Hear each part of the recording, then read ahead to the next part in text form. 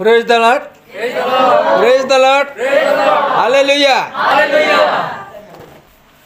आज 2021 लाई बिदा गरेर 2022 अनि तारिखले हो भने 9 तारिख दोस्रो हप्ता काङकेबुङ एचएफसी मण्डली लगायत हाम्रो पास्टर गुरुजन अनि पास्टरनी आमा अनि एल्डर डिकन मण्डलीका आमा बाबुहरू अनि मण्डली परिवार नानीहरू सबैलाई मेरो परिवार मेरो तर्फबाट येशू ख्रीष्टको मिठो नाममा जय मसीह। र हाम्रो यो भेटघाटको लागि प्रभुलाई धन्यवाद होस्। अनि यो भेटघाट हुने एउटा अवसर हाम्रो यहाँ सन्तोष सर जसको माध्यमबाट हामी यसरी आजको दिनमा भेटघाट हुन पायौँ। आज तपाईहरुको बीचमा मैले के राख्न चाहेको छु र आशुको मार्छु के राख्न चाहेको छु भन्दाखेरि चाहिँ सतौटमा कतिको हामी शक्तिशाली हुन्छौँ भन्ने विषयमा अलिकति तपाईको बीचमा राख्न चाहेको छु। र हाम्रो यहाँ सञ्चालकज्यूले अघि नै भनिसक्नु भएको छ। अनि कति चाहिँ बोलेपछि फेरि बोलेकै यस्तोलाई रिमोट लाउनु पर्ने पनि हुन्छ।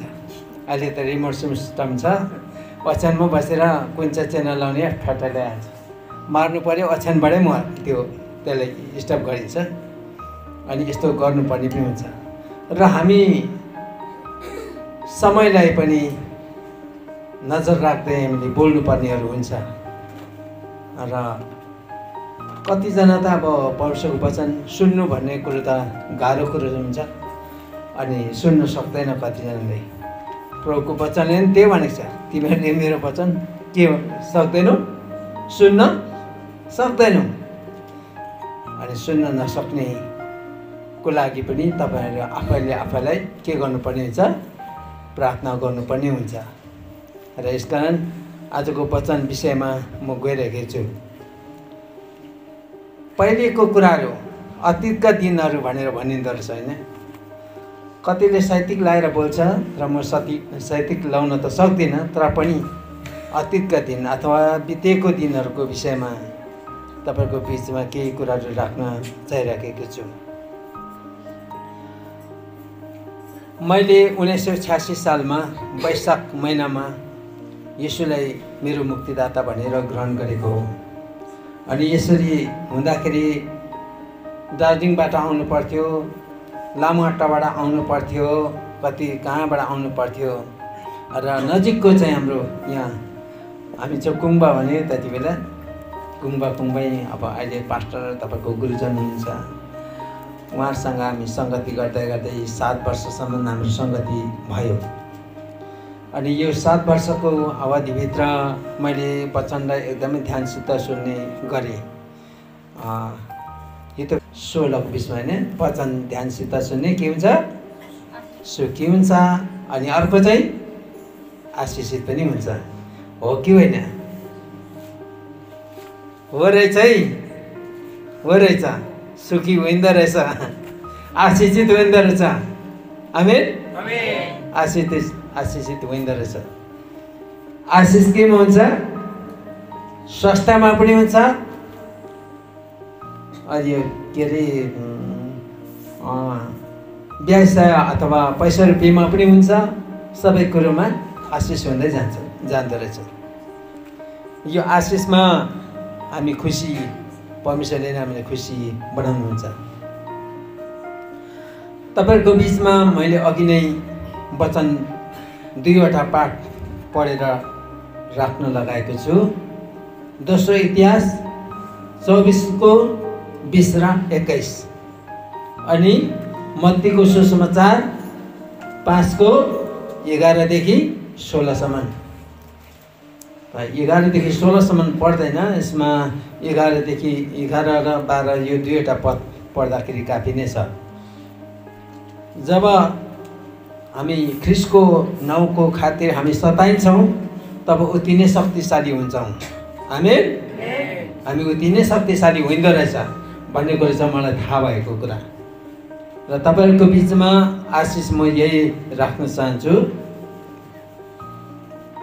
यीशुले मत्ती 5:12 पदमा भन्नुभयो, धन्य धार्मिकताको निम्ति के गरिनेहरू, सताइनेहरू।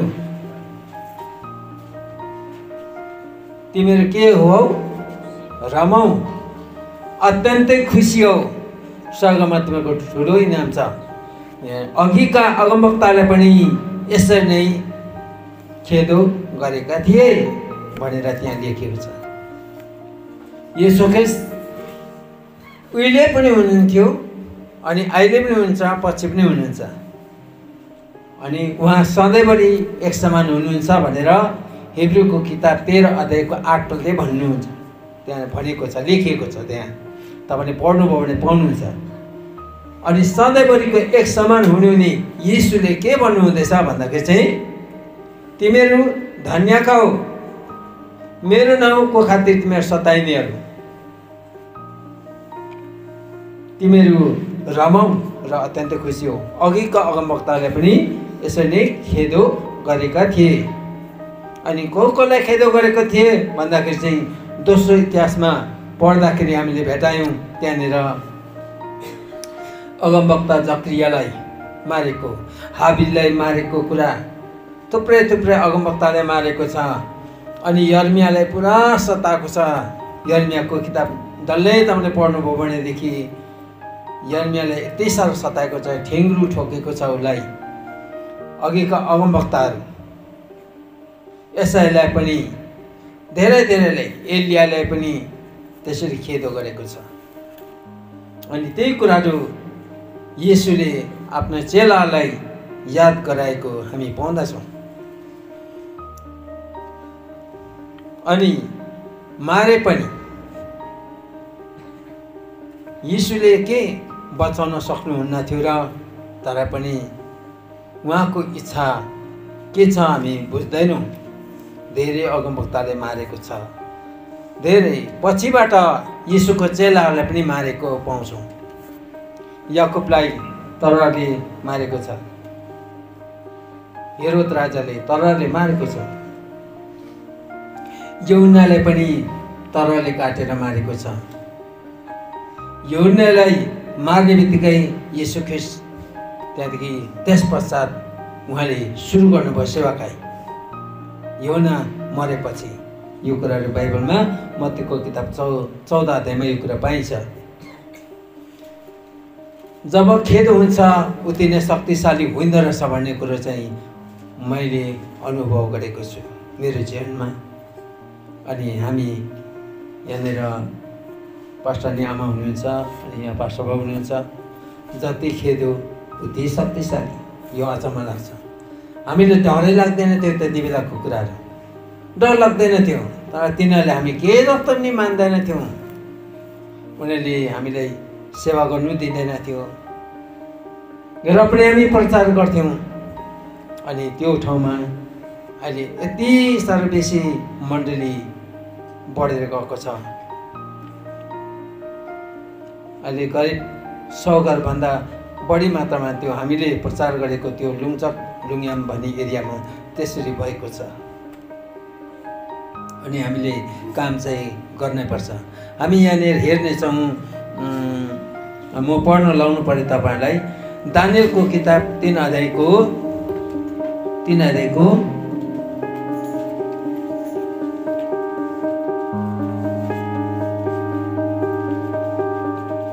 8 पदमा हामी पढ्छौँ। 8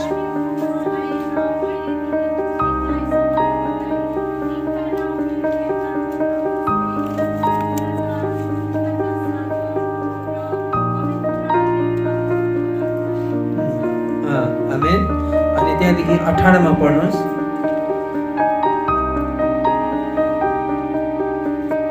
18 हैन,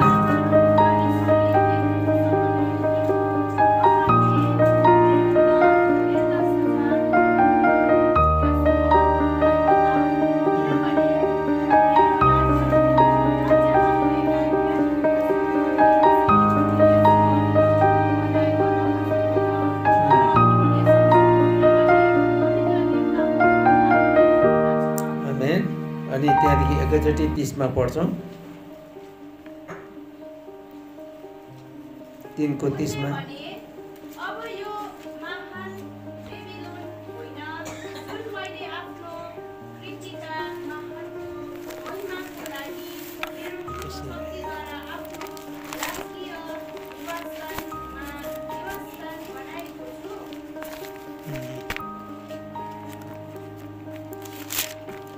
म पढ्दैछु है।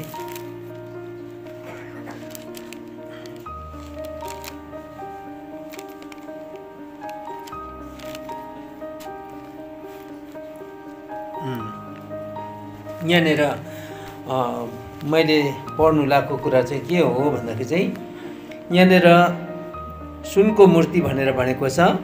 अनि यो सुनको मूर्ति चाहिँ नबुकदनेस्सर राजाले खडा गरेको थियो।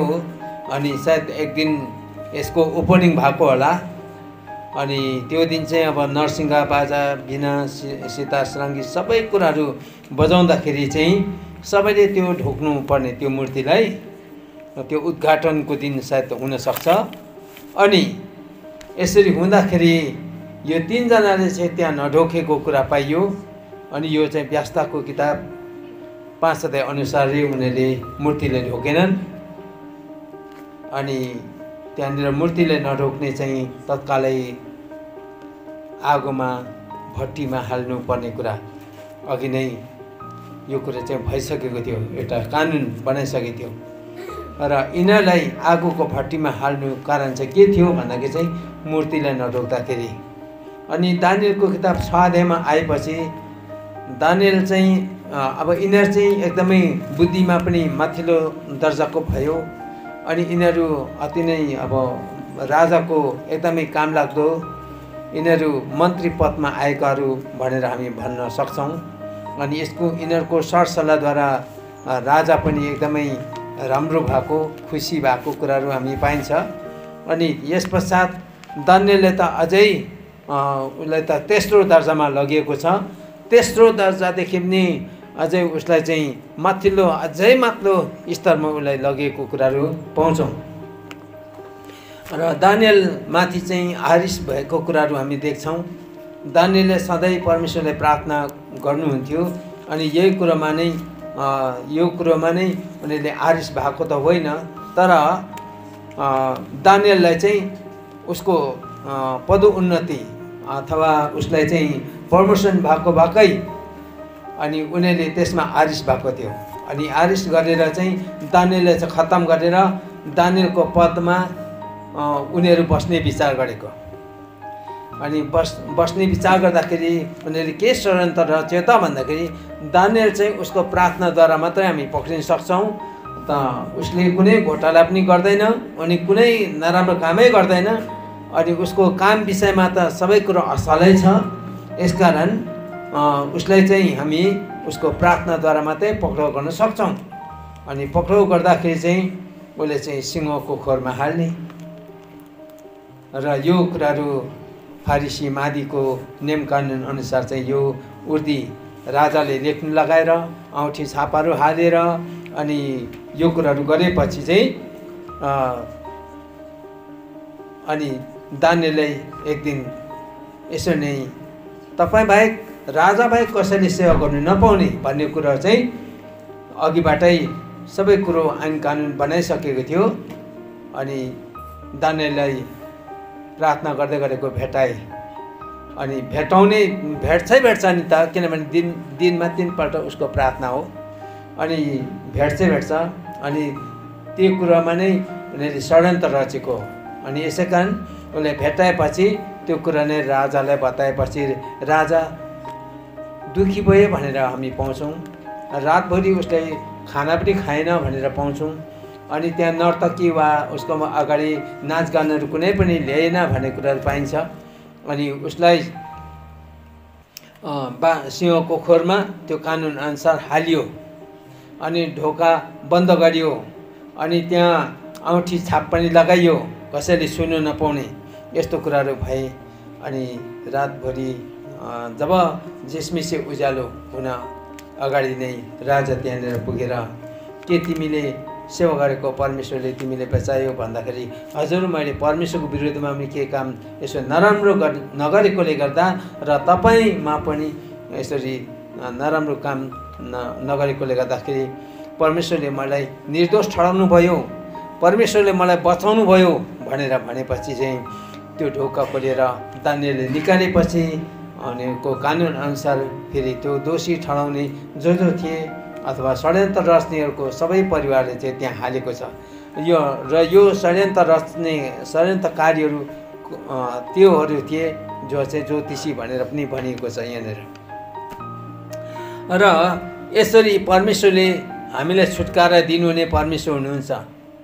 हामीले छुटकारा दिनुहुने परमेश्वर, सिंहको मुखबाट छुटकारा दिनुहुने परमेश्वर। यो 2019 नै भन्छ, खासमा चाहिँ 19 चाहिँ सुरु मात्रै हो, तर 20 र 21 चाहिँ पुरै के भयो, कोरोनाको कुराहरू आएको छ। अनि यसमा धेरैजना तर्सिराखेको थियो। अनि मैले त्यति बेला यो कुराहरू भने हाम्रै इसाईहरू, एल्डरहरू, पास्टरहरू डराइराखेको थिए। अनि मैले भने के भने भन्दाखेरि चाहिँ तपाईँ कहिलेसम्म डराउनुहुन्छ? तपाईँ के परमेश्वरको छोराछोरी होइन र? इम्मानुएल भनेर नाउँ किन लिनुहुन्छ? परमेश्वर हाम्रो साथमा हुनुहुन्छ भनेर किन नाम लिई चाहिँ किन डराउनुहुन्छ? तपाईँ कहिलेसम्म डराइबस्ने? योभन्दा अझै ठुला ठुला रोगहरू आउँछ भने बाइबलमा लेखेको छ। प्रभुले भनिसक्नु भएको छ। भनेदेखि त्यति बेला चाहिँ झन् तपाईँ चाहिँ के गर्ने भनेर यसरी सन्तवना, सल्लाह सुझाउका कुराहरू अनि लगायत प्रार्थनाहरू पनि मैले यसरी राख्न सकेँ र यसरी उनीहरूलाई म हौसला दिन्थेँ। र यहाँनिर हाम्रो प्रभु चाहिँ कस्तो हुनुहुन्छ? सिंहको मुखबाट पनि बचाउनु हुने परमेश्वर, तर उहाँको इच्छा अनुसार। हामी यहाँनिर पाउँछौँ प्रेरितको किताबमा 5 अध्यायको 17देखि 20सम्म हामी पढ्नेछौँ। तिनीहरूलाई बाहिर ल्याएर भने, आओ र मन्दिरमा खडा भएर यस जीवनका सारा सन्देश मानिसहरूलाई सुनाऊ। जीवनको सारा सन्देश मानिसहरूले सुनाऊ। अनि कसले यो कुरो गरे त भन्दाखेरि त्यहाँ स्वर्गदूत भनेर भनेको छ। प्रभु नै हुनुपर्छ, येशू आफै नै हुनुपर्छ यो चाहिँ। अनि त्यो उनीहरूले झ्यालखानमा हालेको थिए, त्यो झ्यालखान नै खोलिदिए। अनि त्यो चेलाहरू कोहरू थिए? स्टेफनस, प्रेरितहरू होइन, 12 जना प्रेरितहरू, अनि त्यहाँदेखि अरू चेलाहरू, बर्नबासहरू, यस्तो थुप्रै चेलाहरू। त्यहाँ फिलिप पनि प्रेरितै हो। अनि उनीहरू सबै त्यहाँ थिए, त्यहाँ झ्यालखानमा हालिदिएका थिए। तर तिनीहरूलाई झ्यालखानबाट निकाल्ने चाहिँ को हुनुहुन्थ्यो? प्रभु। अनि प्रभुले त्यसरी निकालेपछि जुन कुरो सुनाउनु पर्ने थियो त्यो सुनाऊ भनेर फेरि भनेको छ। यस्तो परमेश्वर यस्तो शक्तिशाली हुनुहुन्छ। यस पश्चात हामी पत्रुसको विषयमा हामी पाउँछौँ प्रेरितको किताब 12 अध्यायमा।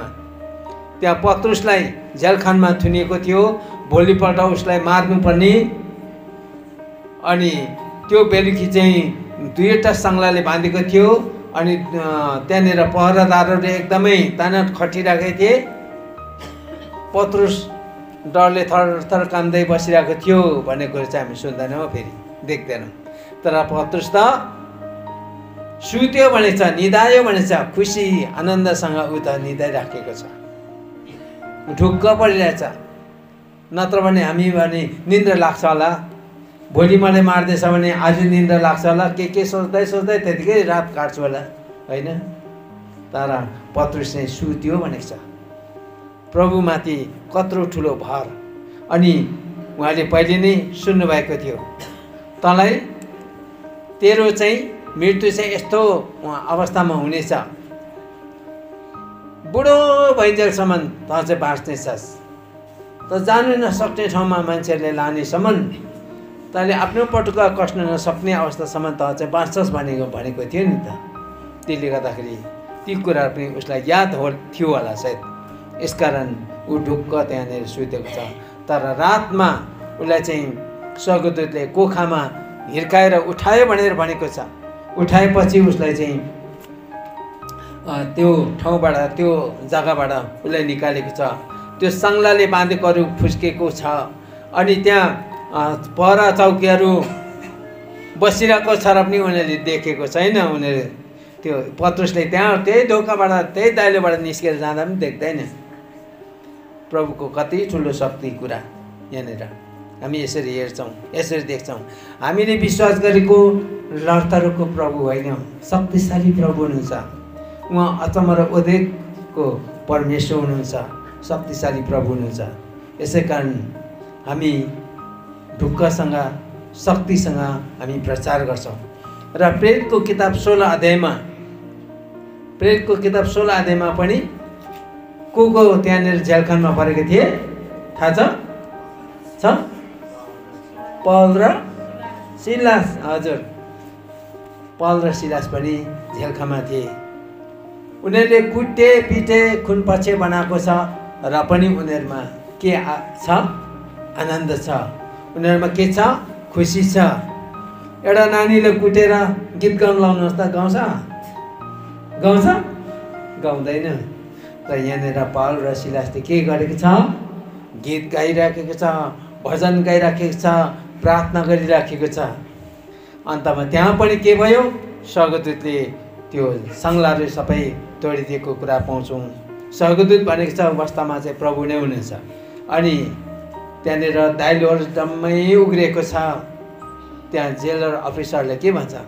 ल सबैजना त्यहाँबाट भागेछ, अब मलाई पनि दण्ड दिन्छ भनेर, सरकारले दण्ड दिन्छ भनेर ऊ आफैले आत्महत्या गर्ने इच्छा गर्दछ। अनि त्यति बेला तरवार थुतेर आफैले हत्या गर्नु खोज्दाखेरि पौल र सिलासले के भन्छ?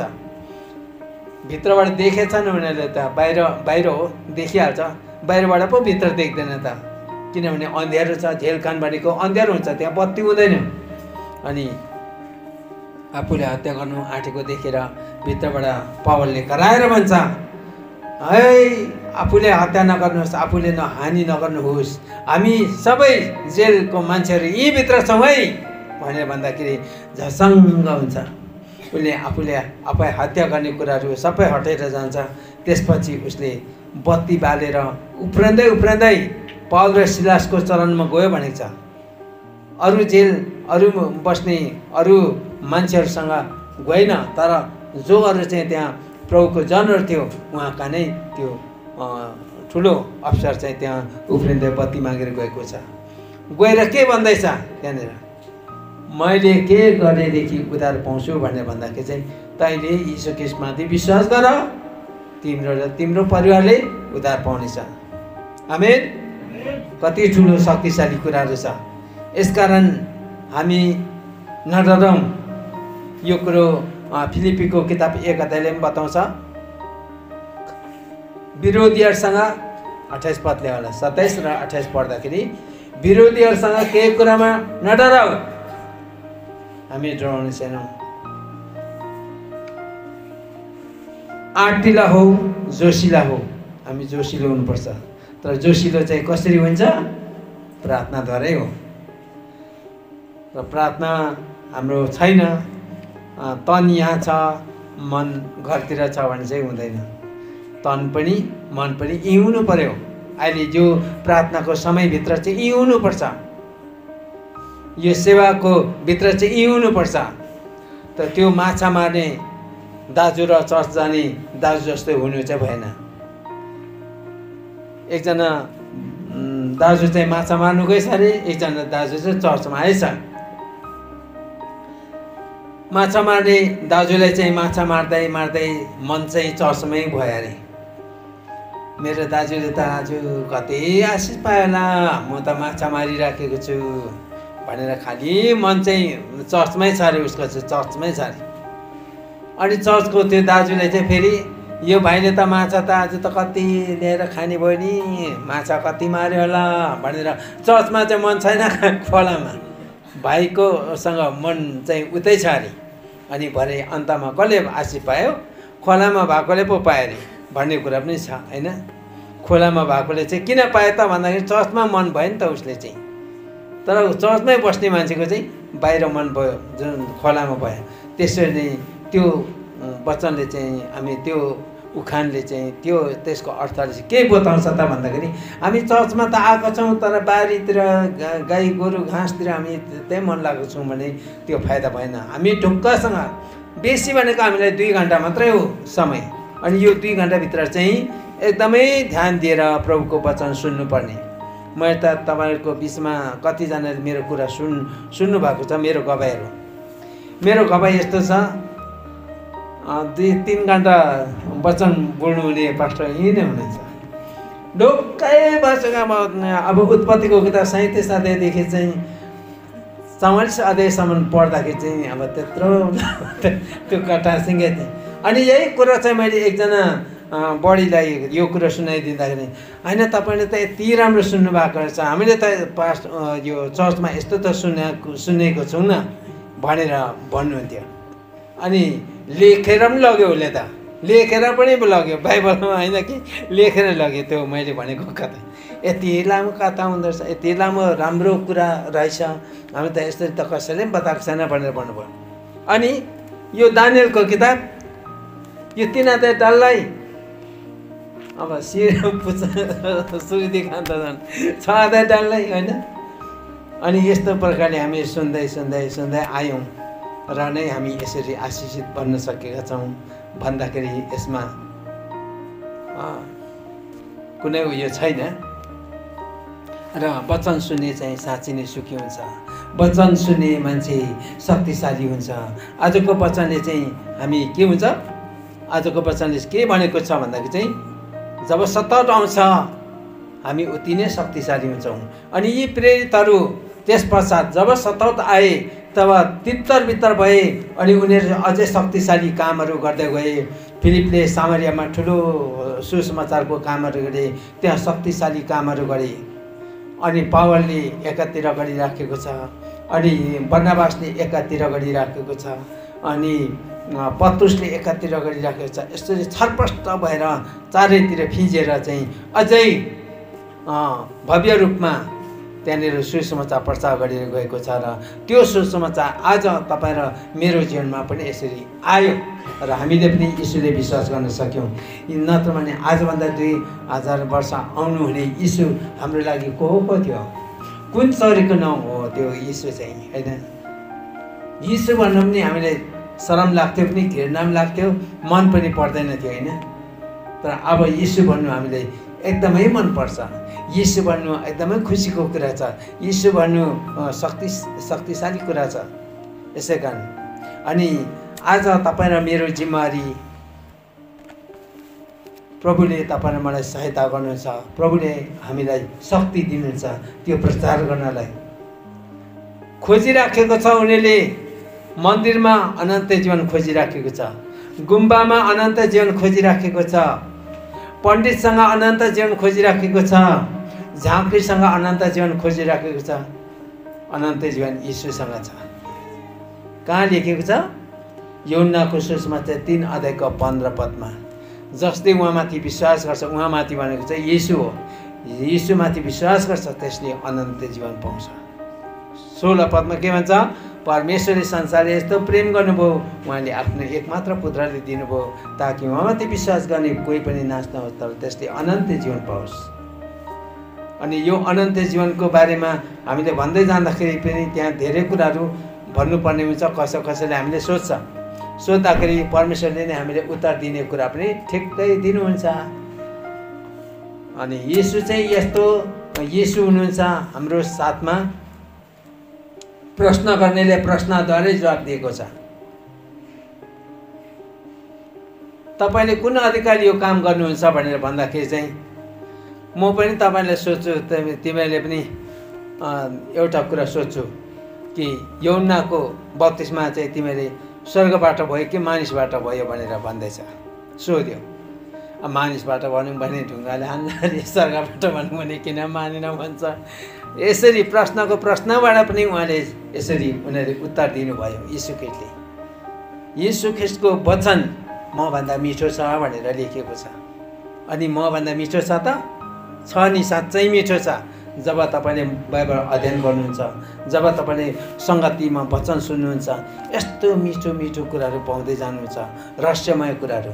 तपाईँको बिचमा मैले राखेको कुराहरू मात्रै पनि तपाईँले अध्ययन गर्दै जाँदा पनि यसमा पनि मिठो मिठो कुरा तपाईँले अझै आशिष मैले भनेको भन्दा बढी मात्रामा तपाईँले आशिष पाउँदै लानुहुन्छ। यो कुरा छ। तपाईँ र मेरो जिम्मेवारी चाहिँ के हो? सुसमाचार प्रचार गर्ने, प्रार्थना गर्ने, होइन? यो कुरो हो। बाइबलमा तिमोथीको किताब 2:4 भन्छ, सबै मानिसहरूले उद्धार पाउन् भन्ने इच्छा चाहिँ परमेश्वरले गर्नुहुन्छ। अनि यो उहाँले गर्नुहुन्छ र इच्छा चाहिँ तपाईँ र मैले पनि गर्नुपर्ने हुँदो रहेछ। सबैले ग्रहण गरे, म त घृणा नै गरिराखेको छु, टाउको दुखिरहेछ। अनि भोलिपल्ट मेरोमा खेतला थियो 9 जनाको। त्यो 9 जना खेतलामा मोरङ्गी साइला भन्नेले पनि हिजै ग्रहण गरेको, 4 परिवारले ग्रहण गरेको छ। म चाहिँ मनै परेको छैन, तर टाउको चाहिँ दुखिरहेछ। अनि अन्तमा उसले एउटै कुरा भन्यो, आऊ भाइ, यीशु त साँचो छ त, विश्वास गर न, विश्वास गर न, तिम्रो टाउको दुख्नु चट्टै जाति हुन्छ भने। त्यसपछि म त मेलोको सिरानमा बसिरहेको थिएँ। साँच्चै भरे तिमी एकरे गोड्ने हुन्छ है, कोदालो खोज्ने सक्ने हुन्छौ, विश्वास गर त भनेको थियो। कसैले चाहिँदो पनि रहेछ सहायताको लागि। अनि उहाँले त्यो कुरा भनेपछि मैले हो कि क्या मात्रै भनेको थिएँ। त्यहाँदेखि अहिलेसम्म मेरो टाउको दुखेको छैन। आमेन। कसैले नदुखोस् भने, टाउको दुख्नु भन्ने साह्रो हो, केही गर्नु सकिँदैन। अनि यस्तो भएको छ। अनि आजको दिनसम्म मैले सुसमाचार प्रचार गर्नमा परमेश्वरले मलाई सहायता गरिराख्नु भएको छ। आमेन। अनि तपाईँले पनि गरून्, यसरी नै सहायता गरून्। तपाईँले पनि सुसमाचार प्रचार गर्नुहोस्। सुसमाचार चाहिँ शक्तिशाली कुरा छ। सुसमाचारले मुक्ति ल्याउँछ, सुसमाचारले जीवन ल्याउँछ। सुसमाचारै हो। सबैले खोजिराखेको त, सुन्नु चाहेको त सुसमाचार हो नि त। म 2वटा पत्र राख्छु ल तपाईँको बिचमा। मत्तीको किताब 13 अध्यायको 16 र 17 सुन्न पाएनन् भनेको छ। यहाँनिर यीशु ख्रीष्ट आफैले भन्नुभएको कुरा है यो चाहिँ। धन्य हो तिमीहरूको कान, धन्य हो तिमीहरूको आँखा, जसले चाहिँ सुन्न पायो, जसले चाहिँ देख्न पायो। अघिका अगमवक्ताहरूले यी कुराहरू देख्न चाहेका थिए, देख्न सकेनन्, देख्न पाएनन्। अघिका अगमवक्ताले यी कुरा सुन्न चाहेका थिए, तर सुन्न सकेनन्, सुन्न पाएनन् भनेर। अनि त्यो चाहिँ कुन चाहिँ वचन भन्दाखेरि यीशु आफैको कुरा चाहिएको थियो, तर उनीहरूले देख्न नपाइकन उनीहरूले प्रतीक्षा साँच्दा साँच्दै उनीहरू बितेर जानु पर्यो। यो कुरा छ। र हुन्छ, यो समय म आजको चेयर सम्हाल्ने छोराले यो समय दिँदैछु। हुन्छ, म वचनलाई यहीँ राख्दै सबैलाई, ख्रीष्टको मण्डलीलाई यीशु प्रभुको नाउँमा तपाईँ सबैलाई जय मसीह।